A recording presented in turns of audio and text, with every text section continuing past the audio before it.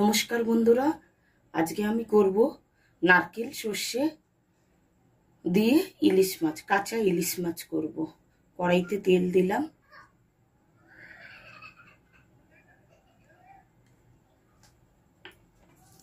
এই যে আমার সর্ষে, নারকেল আর লঙ্কা আর হলুদ মিশিয়ে আমি রেখে দিয়েছি মশলাটা।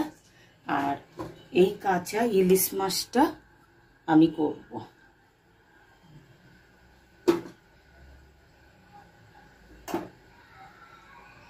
প্রথমে দেবো একটা শুকনো লঙ্কা ফোড়ন, তারপরে দেবো কালো জিরে,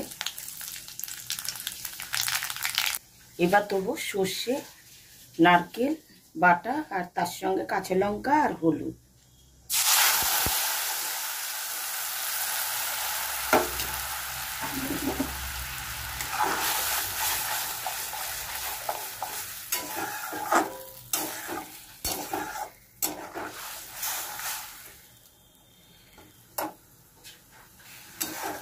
একটুখানি কষিয়ে তারপরে মাছগুলো আমি দিয়ে দেবো একটু জল দিয়ে, তারপর আস্তে আস্তে হবে।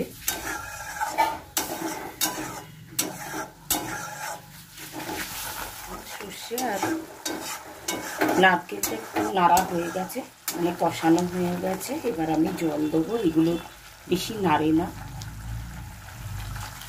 এই মশলা ধোয়া জলটাই দিলাম। এটা ফুটে আসলেই আমি ইলিশ মাছগুলো দিয়ে দেবো। ইলিশ মাছগুলো খুব একটা বড় নয়, ছোট। আমরা এগুলো কড়াইতে ভাপা বলি, অনেকে টিফিন বাটিতে করে দেয়। একদিন আপনাদের দেখাবো টিফিন বাটিতে করে। আমার ঝোলটা ফুটে গেছে, এবার আমি এই কাঁচা ইলিশ মাছগুলো দেবো।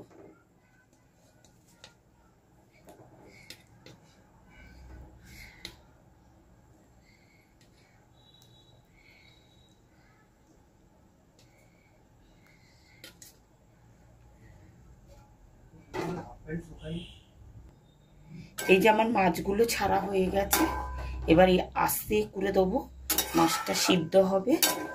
আর তার সঙ্গে আমি কটা কাঁচা লঙ্কা দিয়ে দেবো,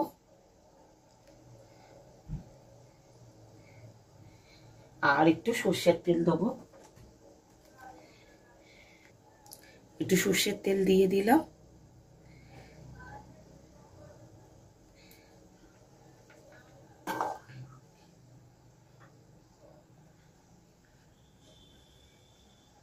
এবার আমি ঢেকে দেবো। এবার আমি ঢেকে দিলাম, 5 মিনিট বাদে আসবো। আস্তে লো আঁচে হবে।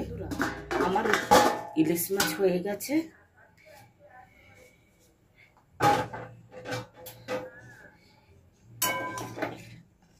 সর্ষে নারকেল দিয়ে কড়াইতে করে ভাপা আমার হয়ে গেছে। এবার আমি পরিবেশন করে দেখাচ্ছি। বন্ধুরা, আমার নারকেল সর্ষে দিয়ে ইলিশ মাছ হয়ে গেছে। এইভাবে করে খাবেন, খুব ভালো লাগে খেতে। এই আমরা অনেক সময় মানে টিফিন বাটিতে করে ভাপা করি, এটা আমি আজকে কড়াইতে করে দেখালাম। মাছগুলো খুব একটা বড় নয়, ছোটই, কিন্তু খুব গন্ধ ছেড়েছে। মনে হচ্ছে মাছটা ভালোই। হ্যাঁ, এইভাবে করে খেয়ে দেখবেন কেমন লাগবে। কমেন্ট করবেন, শেয়ার করবেন, লাইক করবেন, আর কি বলবো, ভালো লাগলে সাবস্ক্রাইব করবেন। সবাই ভালো থাকবেন। নমস্কার।